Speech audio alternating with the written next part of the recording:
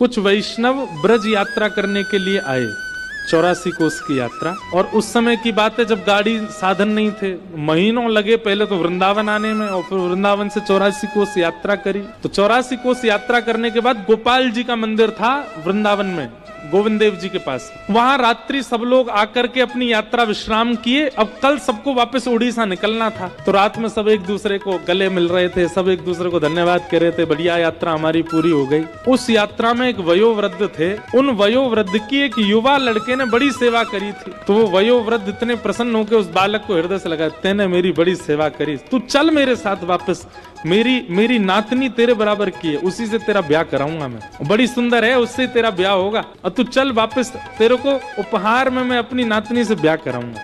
वो भी प्रसन्न हो गया, करा देना, हम तो बैठे तैयार।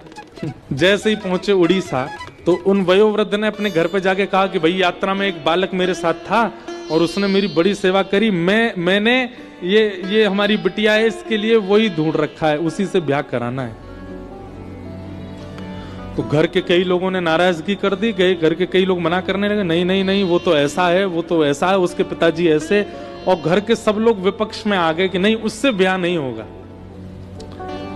अब वो बालक दूसरे दिन आ गया, बोला आपने कहा था ब्याह का कुछ, मैं अपने परिवार को लेके आया हूं, आप बात कर लीजिए, ब्याह कर लीजिए। अब वो वयोवृद्ध जो थे बेचारे, अब वो क्या करें, उन्होंने कहा कि तू पागल है क्या, मैंने ऐसा थोड़ी कहा था, अपने मन से कुछ भी बना रहा है, ये सब बातें फिजूल की कर रहा, मैंने कोई ब्याह की बात नहीं करी इससे। बालक बोला आप मेरा ब्याह मत करिए, मुझे मंजूर है, पर झूठ मत बोलिए, आप पहले स्वीकार कीजिए कि आपने कहा था, उसके बाद भले ही ब्याह मत कीजिएगा मेरा। लेकिन वो वयोवृद्ध माने भी नहीं, नहीं नहीं मैं स्वीकार नहीं करूंगा, मैंने कहा ही नहीं कि मैं ब्याह करूंगा।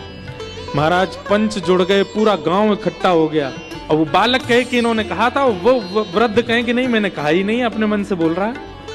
तो पंचों ने कहा भैया देखो, इन्होंने तुमसे कहा कि अपनी नातनी से ब्याह करेंगे, तुम दोनों के अलावा किसी तीसरे ने बात सुनी थी तुम्हारी?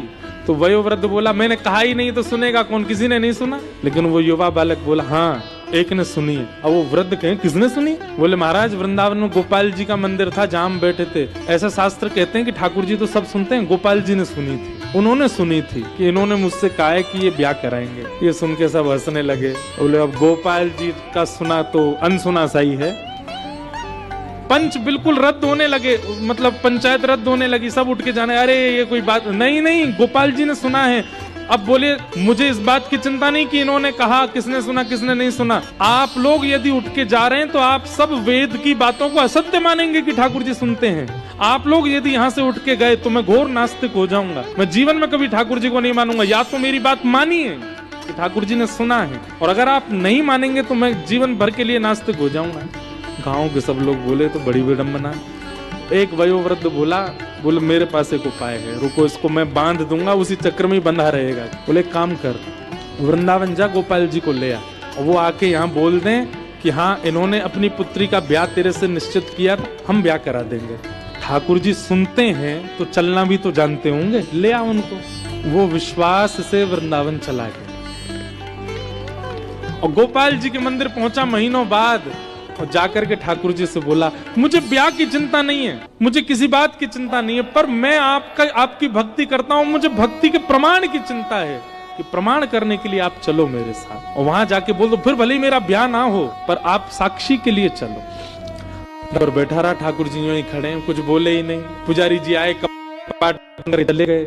रात भर रोता रहा, मैं कुछ खाऊंगा नहीं, अनशन पे बैठ जाऊंगा, प्राण त्याग दूंगा। रात भर रोते रोते ब्रह्म मुहूर्त हो गया, सिर पटकने लगा अपना द्वार पे ही। इतने में ही भीतर कपाट के अंदर से ठाकुर जी बोले ए पागल, ये कलयुग है, और कलयुग में मैं स्थिर मूर्ति बन गया। मूर्ति कोई चलती है क्या? बाहर से वो वैष्णव बोला मूर्ति बोलती भी तो नहीं है, आप बोल क्यों रहे हो? बोल रहे हो तो उसका मतलब चलना भी जानते हो। इतने में ठाकुर जी स्वयं प्रकट हो गए, प्रकट होके अपने आप कपाट खोल के उसके सामने आके ठाड़े हो गए। वारे जिद्दी, तेरी बात मान गए हम। बोले तुझे ब्याह की इतनी जल्दी, हम वृंदावन में किसी से ब्याह करा देते हैं तेरा। बोले नहीं मुझे ब्याह नहीं करना है, मुझे उससे भी ब्याह नहीं करना, पर आपकी भक्ति पर प्रश्न उठाए, इसके लिए चलो मेरे साथ। ठाकुर जी कैसी बात करता, मैं कैसे चला जाऊं इतनी दूर? बोले आप परमात्मा हो, आपके लिए दूरी क्या है? यहाँ से वैकुंठ इतना दूर है, यहाँ से सूर्य इतना दूर है, यहाँ से चंद्रमा, आप तो सब जगह चले जाते हो। उड़ीसा आपके लिए क्या एक पांव फलांगों से पहुंच जाओगे? चलो। ठाकुर जी बोले देखो हम ऐसे नहीं चलेंगे। 8 बार भोग लगता है वृंदावन में हमारा, सुबह से रात्रि तक, और रास्ता में भी 8 बार भोग की व्यवस्था करो तो हम चले। बोला मैं कर दूंगा व्यवस्था, पूरी अपनी संपत्ति लुटा दूंगा, लेकिन आप लो। भगवान पीछे पलट के मत देखना। भोग पाने के बाद जब हम चला करेंगे तो हम पीछे चला करेंगे, तुम आगे आगे चलना। बोले क्यों? बोले हम मधुर मधुर मुस्कान, मधुर मधुर मधुर ढंग से चलते हैं, कहीं हमारी किसी छवि पर तुम मोहित होकर प्राण त्याग दिए तो? हमारी छवि तो प्राण हरण कर लेती है, अब हमारी किसी छवि पर तुम्हारे प्राण चले गए तो वन में अकेला रह जाऊंगा मैं, इसलिए तुम पीछे मत देखो। उसने कहा कि मुझे कैसे पता चलेगा कि आप चल रहे हो? ठाकुर जी बोले हम नूपुर पहन के चलेंगे, नूपुरों की आवाज आएगी तुमको। ठीक है। महाराज पूरे वृंदावन से खूब सामग्री खरीदी उसने और ठाकुर जी को लेकर के रात्रि में ही निकल पड़े। ठाकुर जी नूपुर बजाते हुए टेढ़ी मेढ़ी सी चाल लटक झटक करके चल रहे हैं। चढ़े सीधे नहीं है, टेढ़े मेढ़े ही चलते हैं। जैसे भोग पाने की इच्छा होती तो ठाकुर जी ने एक वंशी का रव कर देते तो वो समझ जाता कि अब इनको भोग की इच्छा है, तो वहीं रुक के चूल्हा चिताते, कुछ बनाता, ठाकुर जी को पवाता। जैसे उड़ीसा आया, समुद्र के तट पर पहुंचे, चलते चलते ठाकुर जी के नूपुरों की आवाज आनी बंद हो गई। रेत, समुद्र की रेत प्रवेश कर गई नूपुरों में, और जैसे ही रेत नूपुरों की आवाज आनी बंद हुई तो उसने पीछे मुड़ करके देखा तो ठाकुर जी कोई मधुर आसन बना करके खड़े थे, कोई मधुर अपने त्रिभंगी स्वरूप बना करके खड़े थे। तो रूप देखते ही पहले तो मोहित हो गया, दूर से बलैया लेने लगा, नेत्र सजल हो गए, ठाकुर जी के रूप लावण्य पर वारी हो गए। ठाकुर जी बोले हमने मना किया था ना, हमको मत देखना। ठाकुर जी कितने सुंदर हैं आप। अब मेरी एक बात मान लीजिए, क्या आप यहां तक आ गए हैं, अब कृपा करो यहीं बस जाओ, अब वापस वृंदावन मत जाओ, यहीं रह जाओ। ठाकुर जी स्थिर हो गए। ठाकुर जी बोले अब हम आगे नहीं जाएंगे। बोले 5 किलोमीटर रह गया गांव मेरा, नेक और चल दो। भगवान बोले इतने किलोमीटर चल के आ गए, अब 5 किलोमीटर तेरे गांव के नहीं आ सकते यहाँ पे? बुला ला उनको यहीं पे। और फिर ठाकुर जी ने कहा ये जगन्नाथपुरी का मार्ग है, कालांतर में लोग जगन्नाथपुरी जाएंगे, तेरी साक्षी देने के लिए मैं यहाँ आया हूँ। अब नियम लेता हूँ, जो भी यहाँ आएगा सबकी साक्षी रखूंगा कि सब जगन्नाथपुरी आएगा। इसलिए उनका नाम पड़ा श्री साक्षी गोपाल। भक्ति कैसी? आप ठाकुर जी के पीछे चले नहीं, ठाकुर जी आपके पीछे चल दिए, आपके प्रेम में विवश होके, आपके भाव में विवश होके, आपकी श्रद्धा में विवश होके ठाकुर जी चल दिए आपके पीछे।